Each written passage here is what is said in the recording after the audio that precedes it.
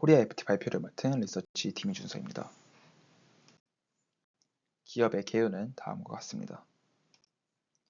기업 분석, 산업 분석, 투자 포인트, 리스크, 밸류에이션 순서로 진행하겠습니다. 기업 분석입니다. 현재 동사는 캐니스터와 의장 부품을 주력 제품으로 판매하고 있으며 현대자동차 그룹으로 다수의 매출을 올리고 있습니다. 또한 법인별 매출 비중으로 보면 국내 법인과 폴란드 법인이 대부분을 차지하는 구조를 가지고 있습니다.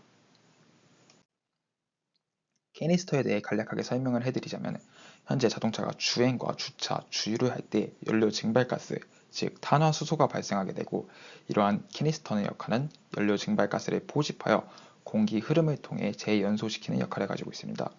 현재 자동차 시장은 각국에서 여러 탄소 배출 규제가 적용되고 있기 때문에 탄소를 포집하여 재연소하는 캐니스터의 장착은 필수적이라고 볼 수 있습니다. 캐니스터의 가격은 내연기관용과 하이브리드용 단가가 다음과 같은 차이를 보이고 있습니다. 현재 국내에서 캐니스터를 생산하는 업체는 동사가 유일하고 이로 인해 현대자동차 그룹에 독점으로 공급하고 있습니다. 또한 세계 최초로 가열 방식 하이브리드용, 플러그인 하이브리드용 캐니스터를 개발해 하이브리드 시장에서의 레퍼런스를 확보해 놨습니다.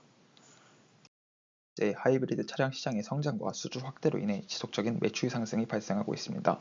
또한 매출 원가율이 이미 높은 수준으로 유지되고 있기 때문에 마진 압박의 가능성이 상당히 적은 것으로 나타나고 있습니다.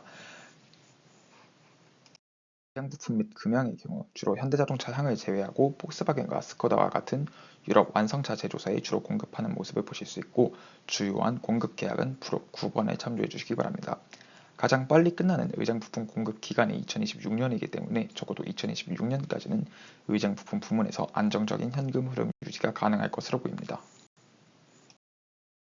산업 분석입니다.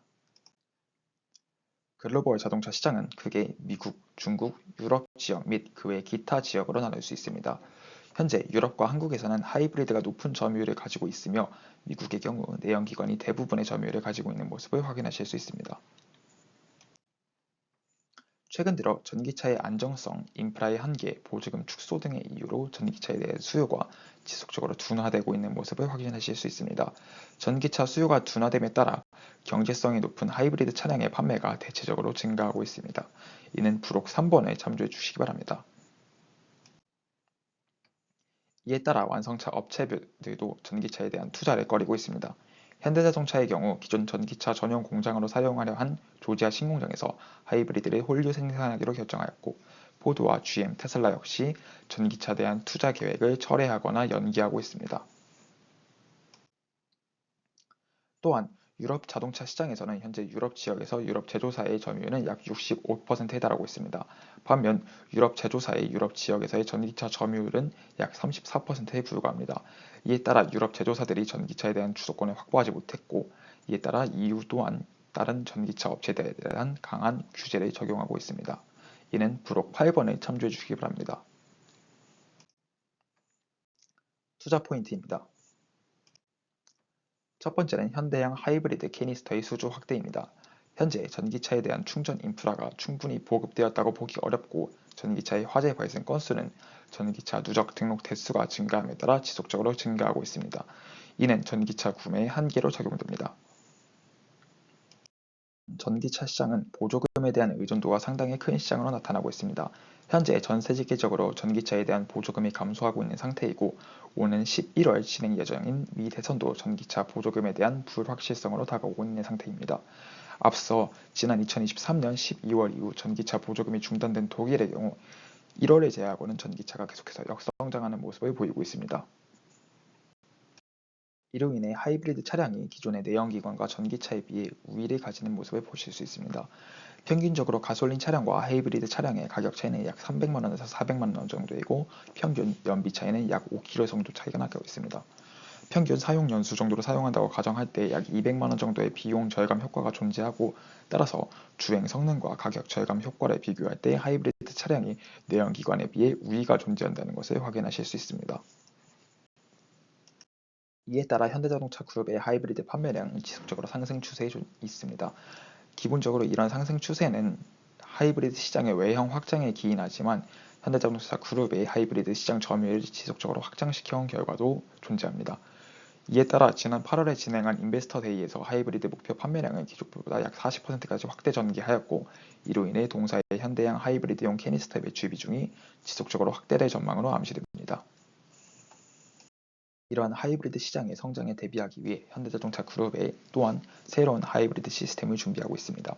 기존 TMED1 하이브리드 시스템은 중형 SUV 이상의 모델에서 낮은 출력으로 경쟁력 확보가 어려웠지만, TMED1 시스템에서 TMED2 시스템을 적용함으로써 출력이 향상되어 SUV 차량에서 더욱더 큰 경쟁력을 갖출 수 있을 것으로 확인됩니다. TMED 시스템에 대한 부가적인 설명은 부록 6번을 참조해 주시기 바랍니다. 이로 인해 SUV가 주력 제품으로 판매되는 미국 시장에서의 경쟁력을 강화할 수 있을 것으로 보입니다. 투자 포인트 두 번째는 비현대양 매출 비중 확대 가능성입니다. 지난 9월 12일 현대와 GM이 MOU를 체결하며 차량의 공동개발, 공급망의 공동관리를 협약하였습니다. 현대의 경우 하이브리드와 전기차의 강점이 있고, GM의 경우 픽업 트럭과 대형 SUV의 강점이 있기 때문에 미국에서 확고한 입지를 가지고 있습니다. 이를 미루어 볼 때 동사의 GM향 하이브리드용 캐니스터의 매출 확대 가능성이 존재한다는 것을 확인하실 수 있습니다. 또한 현재 중국으로의 공급 계약도 다수 체결하고 있는데, 중국은 현재 플러그인 하이브리드 차량의 성장이 두드러지고 있는 시장으로서 현재 중국으로의 다수의 공급 계약을 체결함으로써 지속적으로 중국향 하이브리드용 캐니스터의 매출이 증가하고 있습니다. 투자 포인트 세 번째는 인도 시장 확장에 따른 수혜입니다. 현재 인도에서의 자동차 판매량이 매우 가파르게 상승하고 있는 추세고, 이는 전체 자동차 시장 규모의 약 3위에 해당하고 있습니다. 이에 따라 현대자동차 그룹의 인도양 판매도 지속적으로 상승하고 있고, 더욱 접근적인 투자를 위해 지난 6월 15일 인도 법인에 상장하기 위해 IPO 신청을 해놓은 상태입니다. 이러한 인도 시장에서의 수요 확장에 대비하기 위해 현대에서 적극적으로 생산 설비를 확장하고 있습니다.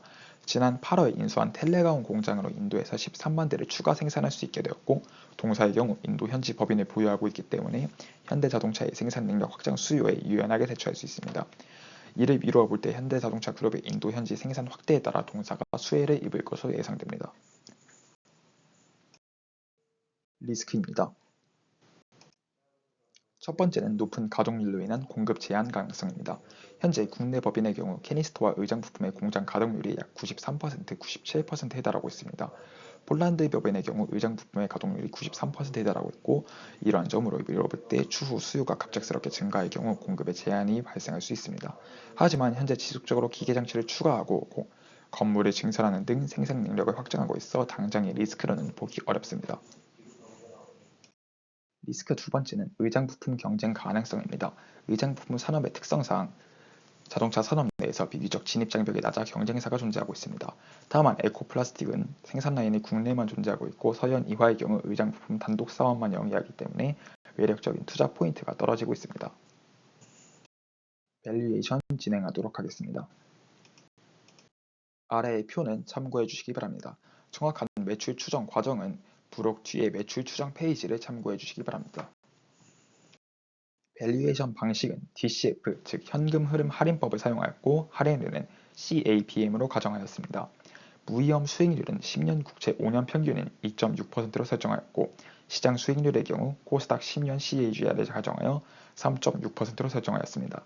베타의 경우 52주 베타를 적용하여 1.09로 설정하였고, 위험 프리미엄의 경우 전기차 수요 둔화로 인한 프리미엄이 존재한다고 가정해 2.5%로 설정하였습니다. 이에 따른 할인율, 즉 요구 수익률은 6.5%로 가정하였고, 영구 수익률의 경우 0%로 가정하였습니다. 이에 따른 목표 주가는 7,410원으로 상승 여력 24.7%로 투자 의견 바이를 제시합니다.